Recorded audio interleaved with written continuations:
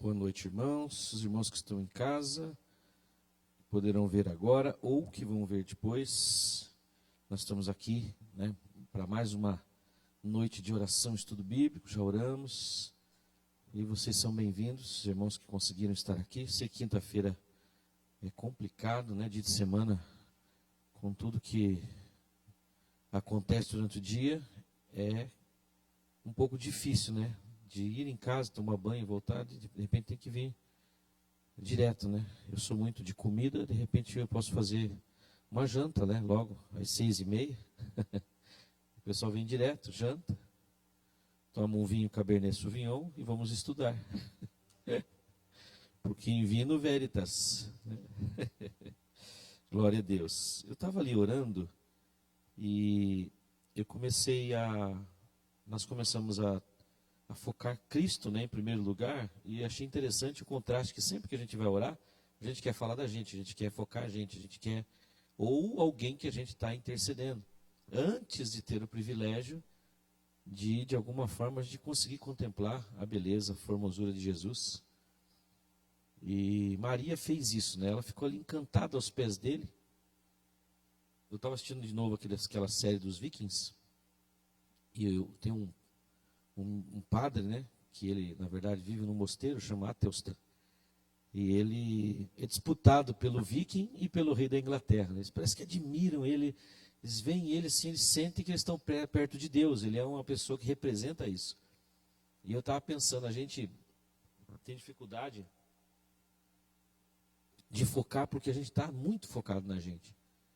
E o que Maria viu em Jesus para ela ficar ali, meio boba até os pés dele?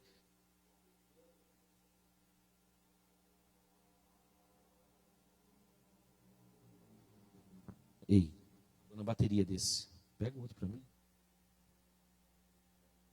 Com zero essa aqui. É?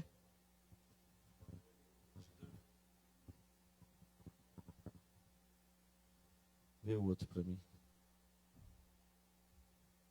Não está lá em cima? Ele esconde o microfone, dos netinhos, para eles não... Eles não pegam, mas vai que pegue, Oi, aí tá bom. E eu comecei a fazer esse exercício de olhar para Jesus, de contemplar Jesus, Antes de eu falar com ele, eu já queria falar de mim, já queria orar por alguém. E eu acredito que foi o Espírito Santo que me levou a entender ou a pensar uma coisa assim, quando você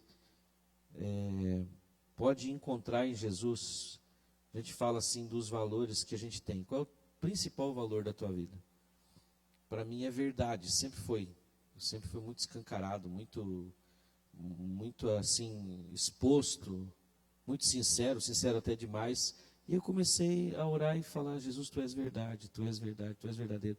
Não, ainda mais com essa musiquinha, não teve jeito, começar a chorar, E depois fiquei pensando, para vocês, qual é o maior valor? Justiça?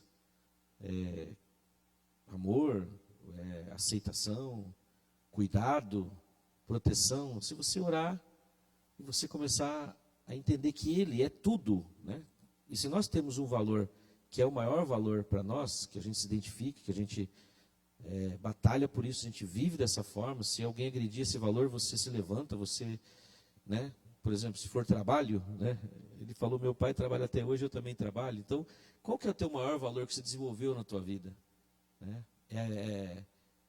Não sei, se você dobrar o teu joelho e começar a falar: Jesus, tu és bondade, Jesus, tu és carinho, Jesus, tu és trabalho, Jesus, tu és aceitação, Jesus, tu és compreensão. Porque quantas pessoas não são compreendidas? Você vai ter uma experiência maravilhosa, porque realmente Ele é tudo, Ele tem tudo nele. E a gente tem feito isso, aqui na vereda, a partir do entendimento de que nós não somos nada, não somos nós que conquistamos nada, não estamos na corrida que a gente vai alcançar o ápice, o score maior, para que Ele nos dê o direito de alguma coisa, mas é por pura graça, por puro amor. Então tudo tem a ver com Ele, dele, por Ele, para Ele, são todas as coisas. E é muito gostoso a gente mudar esse foco, tirar o foco da gente e colocar o foco em Jesus. Bom, voltando aqui para nosso estudo específico, a lição de hoje é muito legal, que é a importância e o propósito da lei. Eu queria que você, não sei se está acompanhando, ou tem uma Bíblia aí, abrir sua Bíblia em Romanos 7, 12 a 14. Romanos 7, 12 a 14. E eu quero ler esse texto porque, como vocês sabem, as pessoas que estão em casa, ou até amigos e familiares podem, né, fazer referência disso, que eu fui de uma religião que enfatiza muito a lei, né? A guarda do sábado, a purificação através de determinados alimentos, separar o santo do profano, que foi o que Deus ensinou para o povo de Israel, na antiga aliança. Na nova aliança, né, nós temos o cumprimento de todas as exigências da lei por parte de Jesus. E nós não temos que nos preocupar em ficar cumprindo essa lei, ela vai ser escrita no nosso coração, e nós vamos sendo transformados de glória em glória até que nós possamos viver essa lei. Não tem que ficar focando nela para que você veja, aí tem 1, 2, 3, 4, 5, 10. Eu cumpro 6, eu cumpro 8, eu cumpro só 2. Não é essa a questão. As 10 leis, que são as leis dadas para Moisés, os 10 mandamentos, naquele decálogo, né? Ela representa um número, 10 ou 100, a perfeição. E se você deixa de guardar um, você incorre em todos os outros. Por exemplo, se você não rouba, mas adultera, pela lei você é visto como ladrão também. É o que Tiago fala. Então você tem que cumprir toda ela. A lei não pode se flexionar, né? Ela é lei. E aí, quem prega na graça ou na nova aliança é interpretado que não valoriza a lei. Até houve uma heresia chamada antinomismo, depois vocês podem pesquisar no Google, que foi a ideia de que não existia mais lei. E é muito pelo contrário, né? Aqui essa palavra vai dizer assim, ó, de fato a lei é santa, o mandamento é santo, justo e bom. Nós é que mais consideramos a lei. Porque a lei que é colocada nas igrejas e os mandamentos, os regulamentos, é uma lei flexível. Até a maneira dos fariseus interpretarem a lei era uma maneira externa, não interna. Depois Paulo vai dizer no início dessa carta aqui aos Romanos, que não é judeu aquele que simplesmente nasce judeu, mas o que tem a lei de Deus no seu coração. E eles não conseguiam ter os preceitos, a ética, os valores. Era uma coisa externa, como um cumprimento de regras, e não uma interiorização de valores e o que se resume às duas coisas, amar a Deus sobre todas as coisas e ao próximo como a ti mesmo. Eles não conseguiam fazer isso. E daí quem anda na nova aliança, a pessoa vai dizer, você não valoriza a lei. Não, muito pelo contrário. Nós é que damos maior valor no admitir que nós somos incapazes de cumpri-la e que alguém teve que morrer no nosso lugar, né, para que as justas exigências da lei fossem cumpridas. Então, para nós, a lei é santa, o mandamento é santo, justo e bom. E então, o que é bom se tornou em morte para mim, porque ele está discorrendo ali nessa perícope, está falando sobre essa luta do espírito com a carne, o bem que eu quero não consigo fazer, o mal que eu não quero está sempre diante de mim. Eu não conheceria o pecado se não fosse pela lei. E aí ele vem aqui e continua no argumento. Então, o que é bom se tornou morte para mim? De maneira nenhuma. Mas para que o pecado se mostrasse como pecado, ele produziu morte em mim por meio do que era bom. É difícil de assimilar essa construção que ele faz. Ele produziu morte em mim por meio do que era bom, de modo que por meio do mandamento ele se mostrasse extremamente pecaminoso. Sabemos que a lei é espiritual, eu contudo não sou, pois fui vendido como escravo ao pecado. Então o que ele está dizendo nessa partezinha aqui? Ele está falando que nós provavelmente não veríamos o pecado com a gravidade que ele tem se não existisse uma lei. Até porque o homem não se acha pecador, ele não admite que é errado. E quando ele é pego no flagrante, né, do seu erro, ele justifica, ou ele transfere a culpa. Ou ele vai dizer, todo mundo erra, né? Um dia, quem sabe, eu não erre mais. Que é a ideia de que ele pode deixar de ser um erro flagrante por si mesmo. E não. Mas a lei fez o quê? Ela veio como um espelho para mostrar quem nós somos. E enquanto a pessoa não admite, como a gente às vezes já falou, eu e o pastor Michel às vezes conversamos sobre isso, sobre a total depravação do ser humano, que ele fala aqui, eu fui vendido como escravo ao pecado. É total depravação, não é uma coisa de atos e práticas, é uma natureza. E essa natureza tem que morrer. Agora, quem está em Cristo, na verdade, pela fé, ele morreu lá com ele também. Essa natureza morre e aí eu sou livre dessa escravidão do pecado. diante de Deus, pela fé, e começa a acontecer em mim um processo que eu nunca alcançaria se não fosse pelo que Cristo fez. Então, a importância e o propósito da lei. Nós temos aqui um outro texto de Romanos 8, 3 e 4, um pouquinho para frente. Abre aí para nós lermos. 7, 8, o verso 3 e o verso 4. Podia trocar a pilha desse microfone, né, Michel, para daí poder depois interagir, vocês lerem para a gente. Troca aí para nós, fazendo um favor.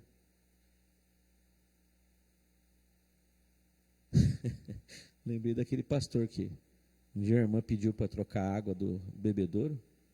Ele estava pertinho do bebedouro e ela com sede. E aí ele falou assim: esse não é meu trabalho, irmã, esse é o trabalho dos diáconos. Que a irmã não conseguia colocar, né? Porque era alto aqueles bebedouros que nós tínhamos aí, né? E ela levantar 20 litros de água, e aí ele estava ali do lado. Ajuda aqui, irmão, coloca o pastor para nós. Não, esse não é meu trabalho, esse é o trabalho dos diáconos. Aí fala: Michel, troca a pilha aí. Não, esse não é meu trabalho. Trabalho dos diáconos, trocar a pilha no microfone. Vamos ler então? Alguém poderia ler? O Michel dá o microfone para você. Vai trocar ainda, né? Vamos ler esse e depois vocês leem outros. Romanos 8, 3 e 4. Porque aquilo que a lei fora incapaz de fazer por estar enfraquecida pela carne, Deus o fez enviando o seu próprio Filho à semelhança do homem pecador, como oferta pelo pecado. E assim condenou o pecado na carne, a fim de que as justas, olha só, é alguém que está ministrando nessa carta o que é doutrina da justificação pela fé. Aí ele vai dizer assim, ó, a fim de que as justas exigências da lei fossem plenamente satisfeitas em nós, que não vivemos segundo a carne, mas segundo o Espírito. Certo? O que é viver segundo o Espírito? É a nova aliança. É em espírito e em verdade, é totalmente pela fé, não é pela busca de prática de regras e regulamentos. É crer que eu me torno nova criatura em Cristo Jesus por causa de tê-lo recebido como o pagamento dos meus erros. Então eu passo a viver não pela letra da lei, mas pela fé, e essa fé é espiritual, e é o próprio Espírito Santo agindo em mim. Então não é eu vou consultar um regulamento para ver se eu estou falhando, venho num culto, ouço uma pregação, se o pastor mostrar para mim o caminho errado que eu estou, e é por isso que eu não estou sendo abençoado, então eu falo, tá, agora entendi, eu estou falhando nisso, eu tenho que mudar isso aí. Né? Que é isso que se tornou as pregações, a gente instrumentalizar, a gente fazer um utilitarismo da nossa fé, que é a gente falar assim, qual ferramenta que cabe nessa porca aqui? Bom, essa aqui é uma 3/8, né? É um 7/16, o Humberto pode me ajudar nas ferramentas aqui. Pega lá, que tamanho que bitola que é essa desse parafuso? Qual é o sermão que o pastor vai pregar hoje que vai dar certo eu apertar aquela porca que está frouxa na minha vida? Utilizar então os textos para você resolver uma coisa, para daí falar, Deus, está resolvido, está cumprido, o Senhor agora tem que me abençoar. Né? Eu cumpri a coisa.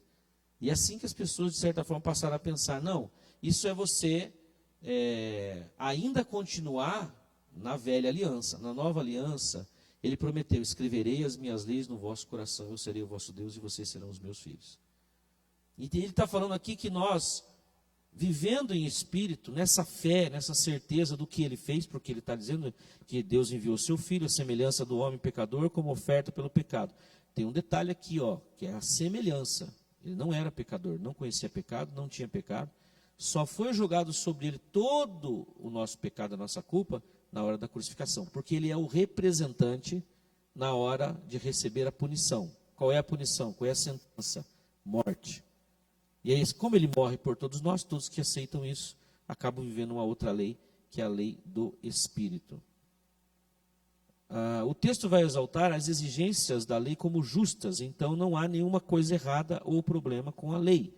Mas fica claro que mesmo a lei sendo maravilhosa, não foi capaz de fazer pelo homem, ou seja, tirar a condenação. Ao contrário, A lei sempre mostra o quanto o homem é injusto e precisa da graça salvadora.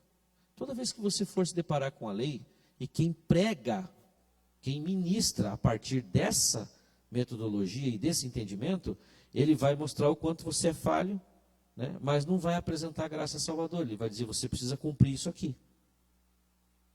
Está vendo onde é que você está errando? Cumpra, muda a tua vida, para de pecar, para de errar nisso. E você vai, com toda sinceridade, e vai tentar parar. Só que você vai na tua força, e o pecado, parece um alien. Quando Paulo, se você ler o capítulo 7 de Romanos, ele fala, o pecado que está dentro de mim faz eu fazer isso. É tipo um alien que está dentro dele. É a natureza pecaminosa. Se faz força contra ele, daí que ele vem e faz força contra você. E você não ganha nunca. Você pode ganhar por um tempo. Você pode não pecar em prática, mas você pode pecar em pensamento. É isso que Jesus mostrou para eles. Para vocês não tem jeito. Eu não dei a lei para vocês tentarem cumprir essa lei e serem perfeitos e dizendo que isso vai tornar vocês perfeitos. Como que não, pastor? Deus deu a lei, ele sabe agora o que é errado, é só fazer o contrário que eles vão ser abençoados. Não, ele estabeleceu os sacrifícios. Se você vai lá em Êxodo 30, ele fala, vocês vão matar um cordeiro de manhã e um à tarde para que eu habite no meio de vocês. Era a representação já do sangue de Jesus, daquilo que tira a culpa do homem e faz com que o Deus possa habitar entre os homens, ali no caso, dessa forma que ele está falando. Mas Deus não podia habitar no meio deles? No relacionamento, não. Porque qual que é de verdade a raiz do pecado? É a renúncia de Deus. É o homem dizer que não precisa de Deus, ou que Deus não existe. É andar de acordo com a sua própria luz, de acordo com o seu próprio entendimento, com o seu próprio cérebro. Mas isso não faz com que ele alcance, né, a completude. Mas se relacionando com a lei, você pode pegar essa ideia, se eu cumprir, você é abençoado. E aí a gente se depara com a realidade de que não é possível. Bom, Paulo está discorrendo, e nós estamos focando aqui nesse tema hoje, a importância da lei. Ele está falando sobre o que acontece nesse contraste entre as exigências da lei e a incapacidade que eu tenho de cumprir. Só existe uma coisa que pode mudar essa equação, é o sacrifício de Jesus. Eu coloquei aqui no meu estudo, né, se alguém quiser adquirir essa apostila, já falamos, né, pode pedir para a gente, mas eu coloquei uma coisa pessoal aqui. Fui criado em um lar evangélico e aprendi desde criança que a lei de Deus era tudo, pois nela eu encontraria a vontade de Deus. Minhas origens religiosas são adventistas, principalmente por isso a lei de Deus era o mesmo que falar da própria Bíblia. Você está falando da Bíblia, está falando da lei de Deus, tudo, de Gênesis a Apocalipse. Então, para mim, a lei sempre esteve vinculada às palavras da Bíblia, toda a Bíblia. Mas o que nunca aprendi foi que a lei servia para me mostrar o quanto eu sou pecador. Mas a lei teve seu objetivo. Alguém pode ler Lucas 16:16 aí, Michel? Alcança o microfone, para quem quiser ler. Levanta o dedinho aí, se você quer participar, para você não dormir.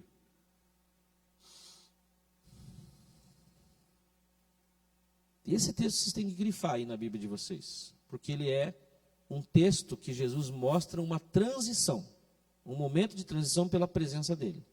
Quem vai ler? Pode ler, pastor Michel. Lucas 16:16. Ok. Lucas 16:16. A lei e os profetas duraram até João. Desde então é anunciado o reino de Deus, e todo homem emprega força para entrar nele. Essa primeira parte, a lei e os profetas duraram até João Batista. Ele foi o último dos profetas da velha aliança, certo? Quando Jesus foi compreendido ou aceito, né, como Messias, como Salvador, por alguns judeus e alguns fariseus, eles queriam juntar as duas coisas. Bom, nós temos a lei e os profetas, nós temos os 10 mandamentos e os profetas. E os outros demais livros que eles tinham, que eram rolos, né, que eles queriam juntar tudo, a velha aliança com a nova aliança. E Jesus está dizendo, a lei e os profetas duraram até João Batista.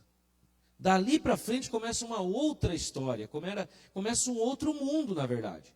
É um outro mundo que não se rege mais pela desgraça do pecado.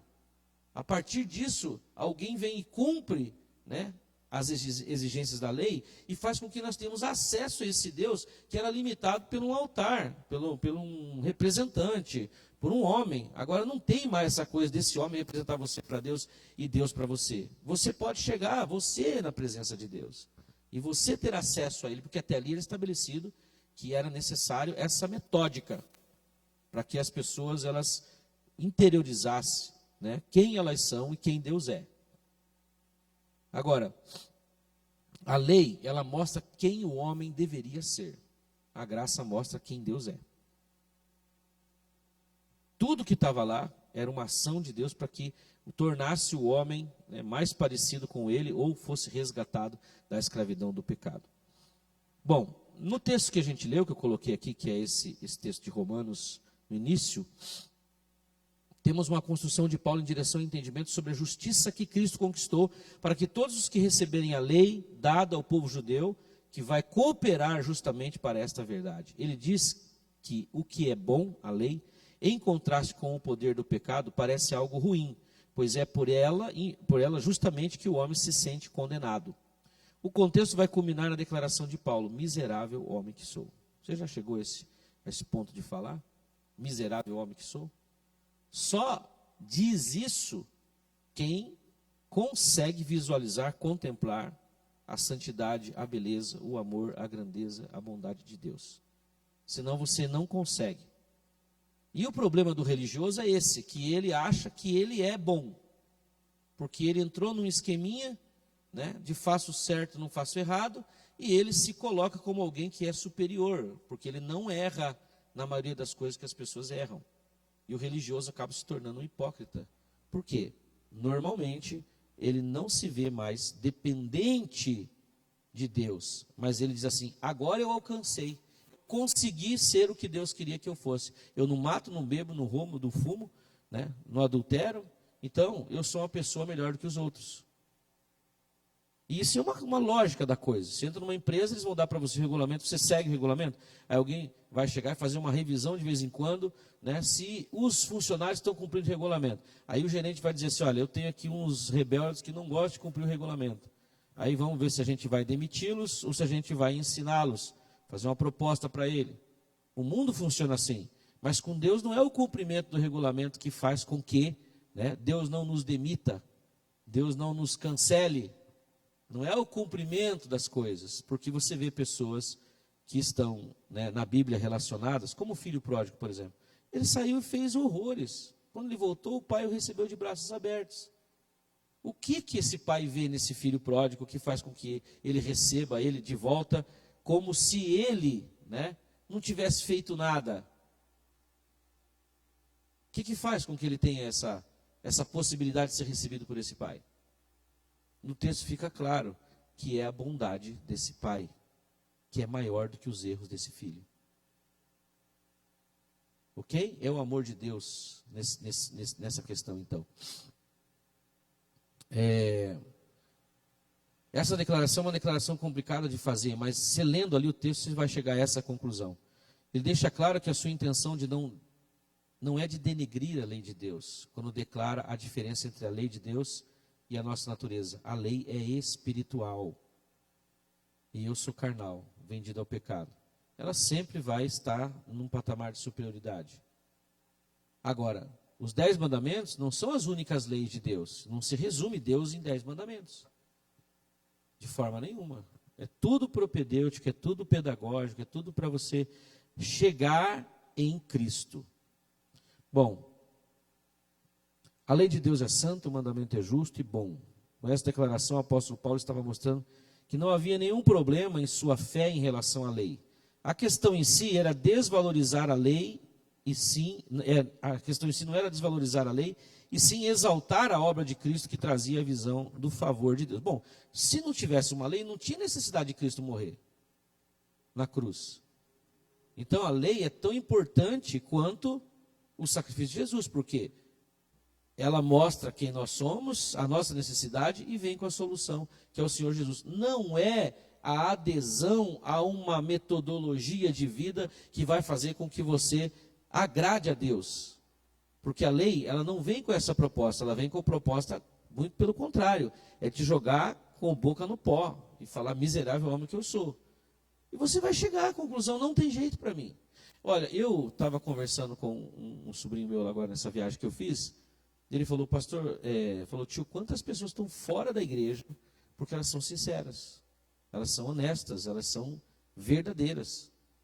Ela tenta praticar, não consegue, daí ela um dia está lá no culto, todo mundo, glória a Deus, aleluia, levantando a mão, né, se achando santo, ele fala, eu não consigo, eu não vou ser hipócrita. E aí começa a se sentir, e é atrás dessas pessoas que o Espírito Santo vai, porque sabe que essas pessoas são sinceras, né? Muitas delas não se enquadram nisso que eu estou falando, mas a maioria, ela fala assim, o dia que eu conseguir mudar, melhorar, eu vou voltar para a igreja. Agora, por enquanto, eu não vou ficar dando uma de hipócrita lá. Essa ideia não é uma ideia boa, é uma ideia maligna. Mas a pessoa está procurando entender da melhor maneira possível. Se eu não cumpro o que estão me pedindo, como é que eu vou me enquadrar com esse pessoal?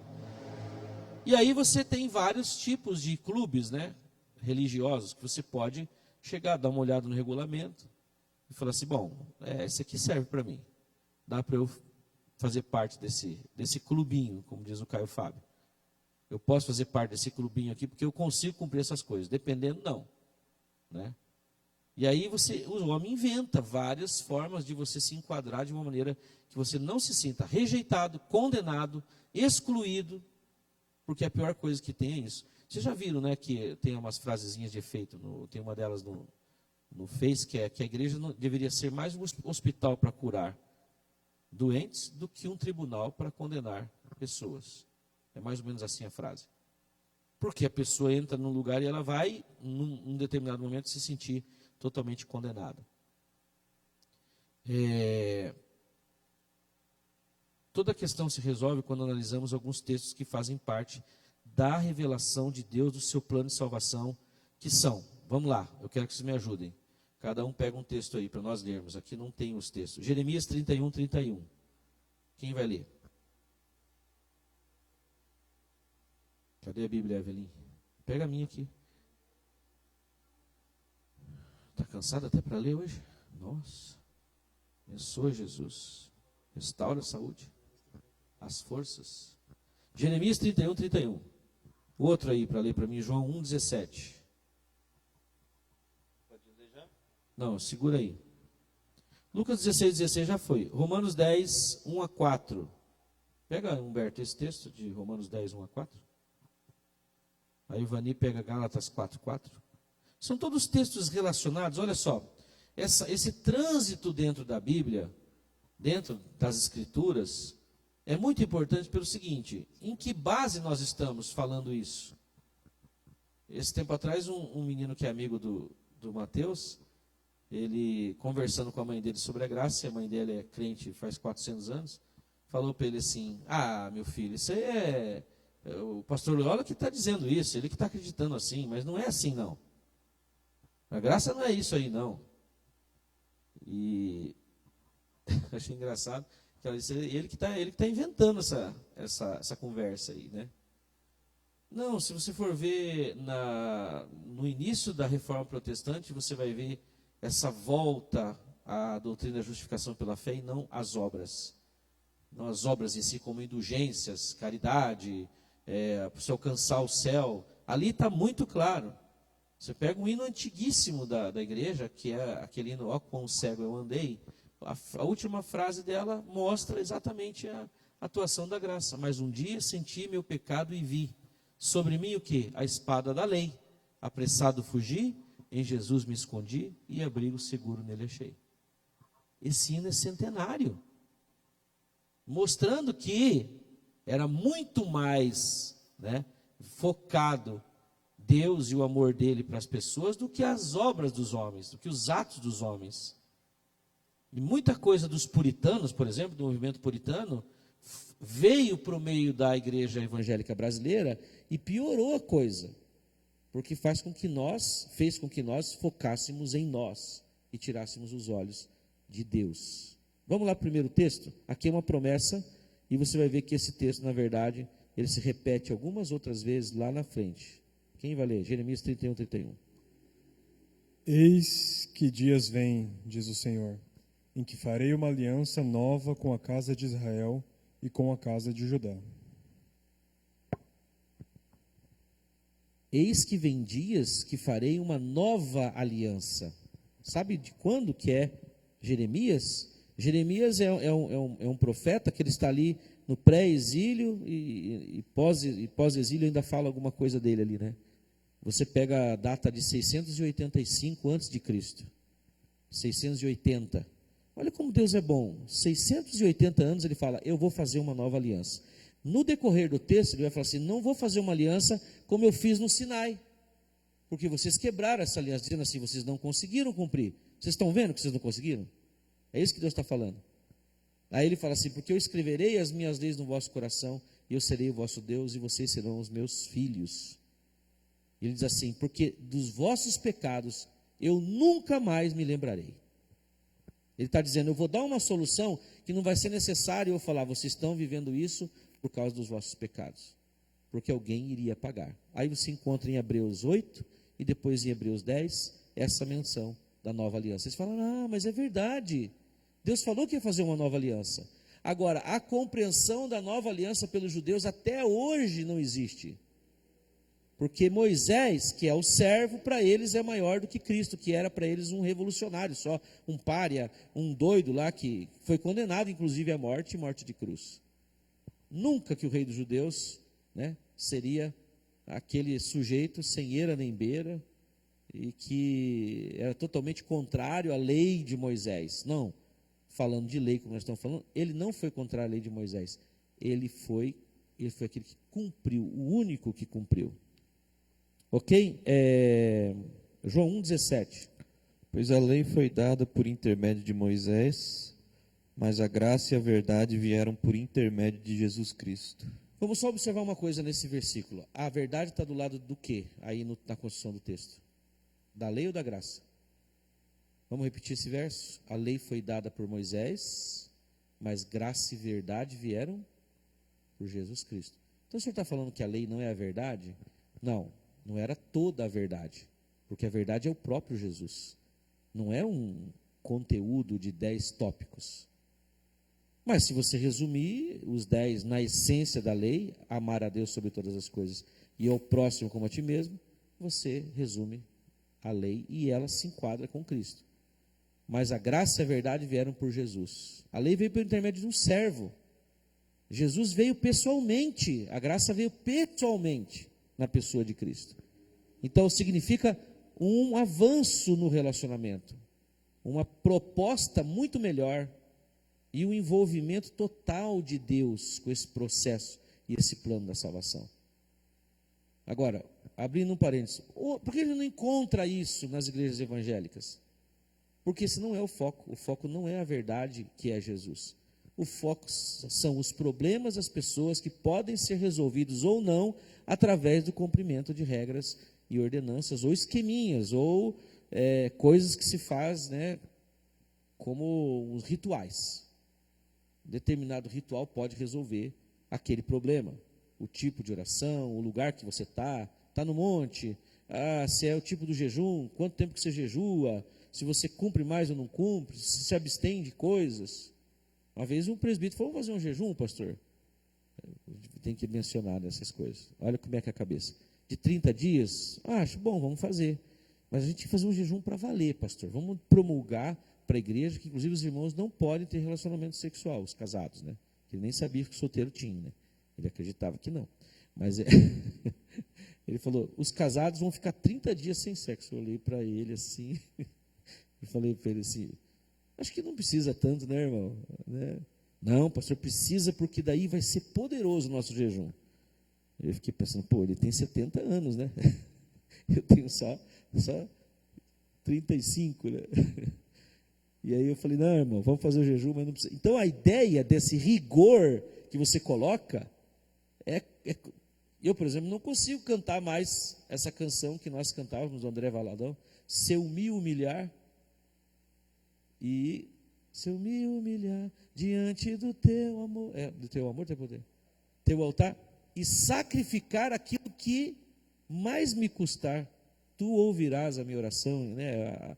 A intenção é essa. Eu não consigo cantar essa canção mais. Porque ainda que eu fizesse isso, eu não seria digno de receber nada dele.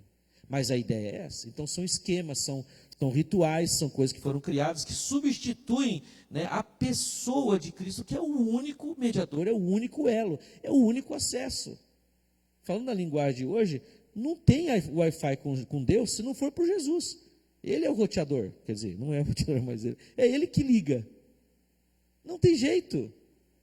Eu posso orar, eu posso cantar, eu posso pular, eu posso gritar, né? Eu vou ter um ataque de histeria e alguma coisa emocional e psicológica, ou talvez até parapsicológica pode acontecer comigo, mas não tem nada a ver com Deus, porque Ele é muito excelente e Ele veio, né, para estar conosco. Vamos lá?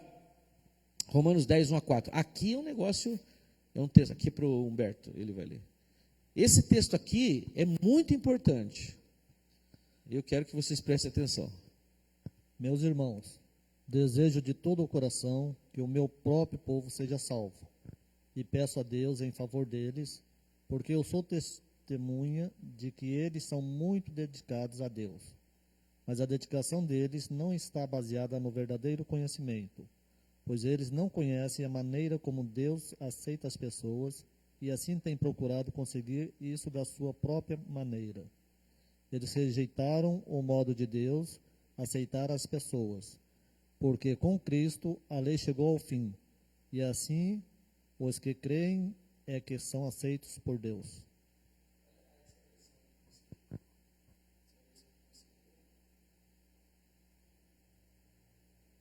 A bateria não está durando, não. Você vai ter que trocar também. Quase acabando. Acho que é para. Você comprou bateria do Paraguai para nós colocar.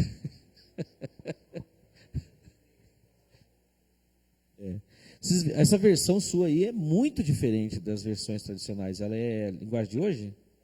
É a linguagem de hoje, né? Você veja, eles rejeitaram a maneira de Deus receber as pessoas, de Deus aceitar as pessoas. E eles procuram, pela sua própria força, conquistar a aceitação de Deus.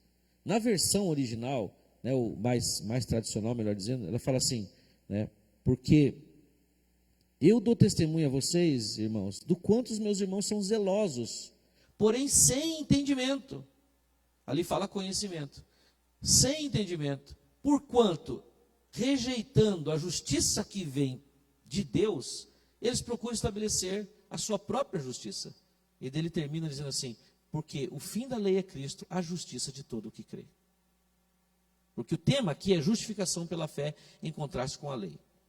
Eles estão dizendo, até hoje eles tentam ser aceitos por Deus pelos seus próprios esforços. E eles estão baseados no quê? Na lei.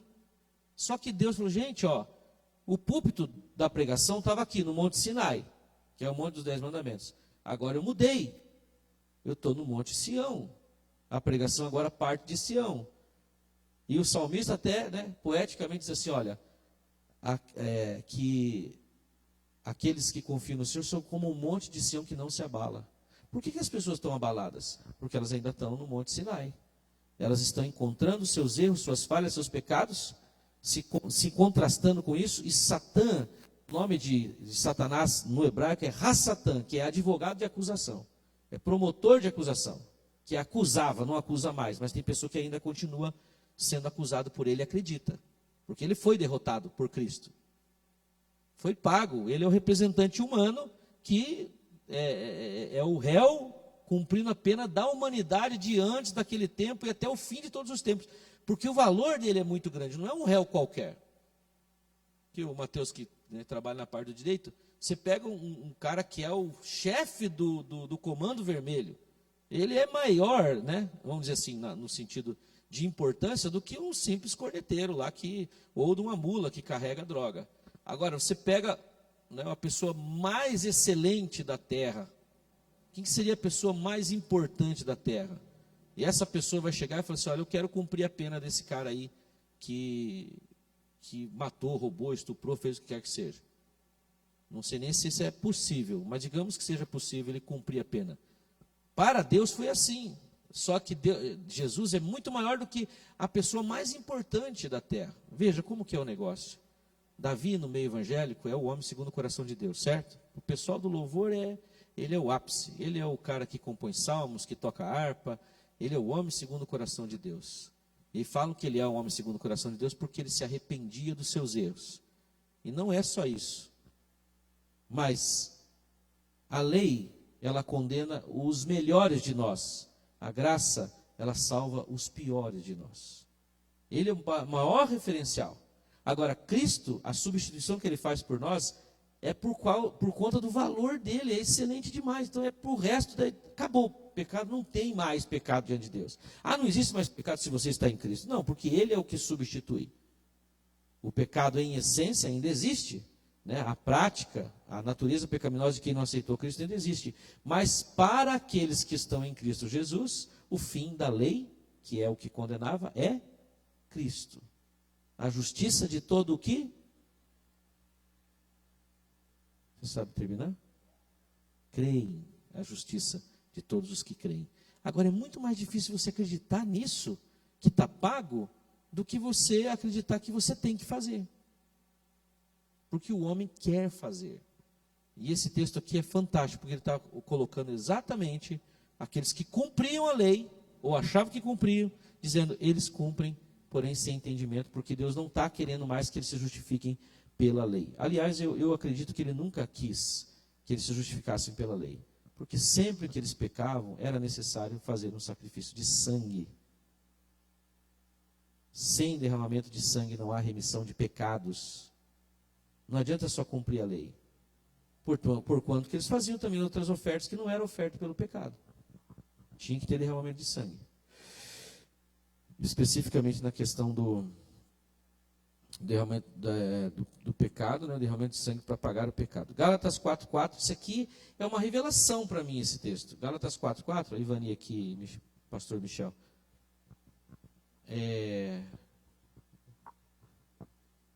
O Humberto apareceu bem, né? Agora. Passou na frente da... Olha, que esse texto aqui, ele para mim marca ele é um marco temporal. Porque ele começa com essa frase. Pode ler, Ivani. Lê no microfone, por favor. Mas vindo a plenitude dos tempos, Deus enviou o seu Filho, nascido de mulher, nascido sob a lei.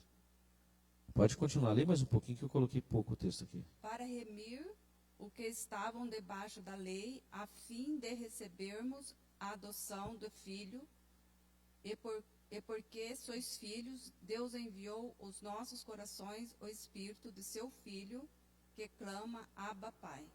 Vocês já viram eu ler esse texto muitas vezes. Vindo a plenitude dos tempos. É um marco temporal. Deus enviou Jesus. No ano 5 depois de Cristo, Jesus nasceu. É uma questão cronológica lá. Tá? Por isso que é colocado 5 depois de Cristo. Mas vamos dizer, no ano 0, lá que começou a contar de novo o calendário, Jesus nasceu, né? E aqui ele fala, vindo a plenitude dos tempos, Deus enviou Jesus. É um marco. É a plenitude dos tempos ali. Deus enviou Jesus, nascido sob a lei, nascido de mulher, a fim de justificar aqueles que estavam debaixo da lei. Certo? Ele tomou o nosso lugar. Ele justificou. E ele é homem, e ele cumpriu a lei. E ele fala... E por causa disso, Deus enviou a nós o seu Espírito. Enviou ao nosso coração. Não é por quanto a pessoa ora, por quanto ela jejua, por quanto ela não erra. É porque Cristo morreu por mim. Por isso que eu posso ter o Espírito Santo em mim. E habitando em mim. Então, por exemplo, se a gente ora, vem Espírito, vem Deus, vem Deus. Espera aí.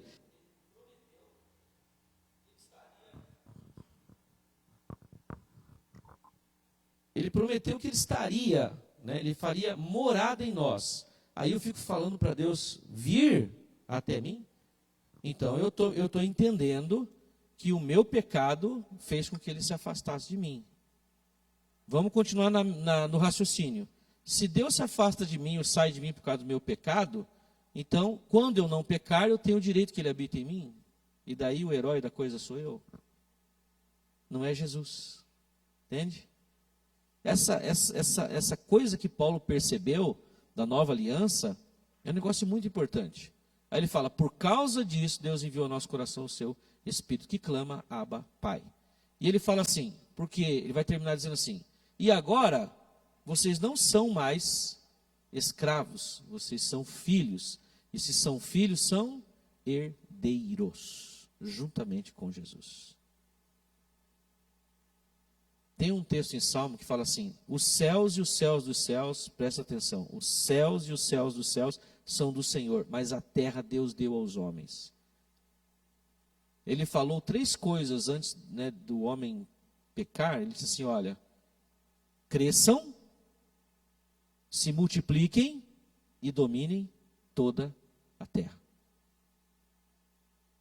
O homem, mesmo com o pecado, com as falhas, com a capacidade cerebral limitada, ele tem dominado sobre muitas coisas, mas nós poderíamos dominar sobre tudo, sobre o macro e o micro universo, porque é nosso, foi dado para nós. Só que a gente foi limitado na nossa capacidade. E é muito claro, a pessoa que é muito dada aos prazeres carnais, ela vai se embrutecendo, emburrecendo, e ela só pensa com as paixões do baixo ventre. Né? O coração e o cérebro, que é o poético, o sentimental, o racional, ele vai abandonando. E vai virando meio bicho. Né? E tem homens que são assim, ora são racionais, ora são muito, muito animais. E tem uma luta dentro deles. Aliás, isso que Paulo falou. Por quê? A vida espiritual foi cortada. Quando eu recebi o Espírito Santo, ele faz como se fosse um desfibrilador em mim. Puf, e eu revivo espiritualmente. Só que eu não sei como viver essa vida espiritual. É nisso que nós temos trabalhado para ministrar aqui. Como é ser um homem espiritual? Que é o espírito que comanda a alma, as emoções, vontade e intelecto, e daí que comanda o meu corpo. Que é uma coisa só, não tem divisão. Mas para entender, essa possibilidade foi dada para nós. Essa possibilidade foi dada para nós ser chamados filhos de Deus. E porque vocês são filhos de Deus, vocês são herdeiros de Deus. E sabe o que Deus prometeu para Abraão? Que ele herdaria o mundo. Não por arrogância, por prepotência, por cobiça, por ganância, mas porque é direito. Direito do homem. E nisso só vou colocar uma pulguinha atrás da orelha de vocês. Não tem como os demônios e nem como os anjos, não tem autorização deles agirem na terra se não tiver corpo. Eles podem influenciar, eles podem de alguma forma trazer algum tipo de energia, mas eles não têm direito de agir aqui se não tiver um corpo. Por isso tem os cavalos, né, que eles são aquelas pessoas que incorporam espíritos, tem os médiuns, tem os magos e feiticeiros e bruxos. Eles fazem a transição daquela realidade para essa, porque eles habitam outra dimensão. Essa dimensão é nossa, só que o homem ainda está casado, continua em aliança com eles, e é uma aliança de engano, é uma aliança de limitação, é uma aliança de humilhação. E Cristo veio para nos exaltar e nos colocar de novo no nosso lugar, que é feitos à imagem e semelhança de Deus. A lei, né, que nós estamos falando, Paulo está dizendo aqui, ela cumpre um objetivo. Jesus viveu essa lei, então ele resgatou a gente das trevas para o reino da sua maravilhosa luz. Bem entendido? Já deu tempo aí? Que horas são? 8:55. Então, a gente que o objetivo é chegar até 9, né? Quando vocês ficarem mais sedentos, a gente pode ir até 9:30, né? Mas tudo bem, é cansativo. Tem perguntas? Vamos abrir só para essas perguntas agora e eu vou continuar na quinta-feira que vem, né? Porque eu tenho 2, estou devendo para o Michel uma. Tem 2 domingos e 2 quintas, né? Pergunta, tem alguma pergunta? Você vê onde que eu fui nesse último versículo, né? No entender uma coisa que é essa briga do espiritual com o material. E nós não temos nem noção do que acontece aqui em cima da nossa cabeça. E a gente, em Cristo, né, que cumpriu a lei de Deus, nós ganhamos o direito de dizer para um anjo, um querubim, que na sua hierarquia é superior aos outros anjos, que é anjos, arcanjos, querubins e serafins. Naquele livro de Enoque você vai encontrar algumas informações sobre isso. E na cabala judaica também. Não é para seguir, mas dá para você se informar. Né? Você vê lá a hierarquia dos anjos. Paulo vai falar em Efésios 6:10. Não temos que lutar contra a carne e o sangue, mas contra principados, potestades, dominadores espirituais nas regiões celestiais. Ele está falando de alguma coisa que ele sabia, né, que ele via. E o homem é escravizado porque ele não conhece o que Cristo fez por ele. Nós podemos chegar para um desses e falar: você não vai ficar aí, você vai sair. E nenhuma vez ele vai dizer para você: beleza, estou indo embora, chegou o que manda. Não, ele fala: não sai, eu tenho direito de estar aqui. Que direito você tem? Aí eles vêm com as conversas deles: foi pago um trabalho, uma obrigação, não sei o quê, fizeram um encantamento, uma invocação. Você não tem direito de estar aqui. Aquele que está em mim é maior do que você. E eu estou te dando uma palavra: saia, em nome de Jesus. E eles têm que sair. Um anjo de Deus simples, na Bíblia tem um relato que ele matou 185 mil homens do exército de Senaqueribe. 185 mil anos. A história conta que teve uma peste bubônica da noite para o dia. Um coronavírus da noite para o dia. Ele matou todos eles. Mas não. O relato bíblico é que Deus enviou um anjo, ele tocou nesses 185 mil homens. Imagina, um anjo. E nós podemos dizer a um anjo caído: saia em nome de Jesus. Foi dada a autorização. Nós somos superiores a eles? Não. No Salmo diz que nós somos criados um pouco menor do que os anjos, mas coroado de glória por Deus. Só que aqui, no universo material, nós é que mandamos. E é por isso que João viu, já vou muito longe, né? Eis que vi novos céus e nova terra. Vai fazer tudo de novo. Encerremos, como diz os Pontagrossenses. Não tem pergunta? Então vamos lá, vamos orar. Obrigado, Senhor, porque o Senhor cumpriu a lei por nós. Não há mais nada que seja uma exigência não satisfeita pela lei perfeita de Deus, pelo mandamento que é justo e bom, porque o Senhor nos representou para que nós pudéssemos ser resgatados das trevas, da incapacidade de compreensão, da ignorância, das trevas, Senhor, de tanta coisa ruim que habita as pessoas, para o reino da Tua maravilhosa luz, que é o Teu Filho. E nós fomos resgatados porque alguém cumpriu as exigências da lei. Nós estamos estudando, Senhor, hoje aqui, ou estudamos parte disso, que é a importância da Tua lei. Porque se não houvesse a Tua lei, não haveria a importância do que Cristo fez por nós. Nós não compreenderíamos nesse plano maravilhoso de salvação que o Senhor arquitetou, que nós aos poucos vamos entendendo, vamos compreendendo, porque o Senhor vai nos revelando. E que bom, Senhor, que bom nós sabemos que podemos ser livres da escravidão do pecado, da condenação, e podemos ser aquilo que o Senhor nos chamou para ser, nos criou para ser, para nós sermos segundo a imagem do Teu Filho. E é por isso que nós Te adoramos e pedimos que nos revele cada vez mais, nos ministre o nosso coração cada vez mais, e possamos, Senhor, valorizar, amar, glorificar cada dia mais o que o Senhor fez por nós e está realmente feito, finalizado. Não há o que fazer, é só nós desfrutarmos e entendermos e vivermos conforme, Senhor, esse reino da Tua luz. Abençoa cada um que aqui está, os irmãos que estão em casa.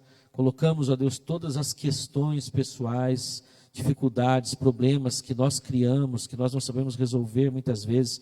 Que o Senhor traga luz, entendimento e milagres também, em nome do Senhor Jesus. Oramos pela nossa irmã Juliana, oramos, Senhor, pelo pastor Luciano, que está recuperando também, o presbítero Valderli, colocamos em Tuas mãos, pedindo, ó Deus, que eles se restaurem completamente, a todos os nossos amigos, familiares, a Tua bênção, a Tua proteção.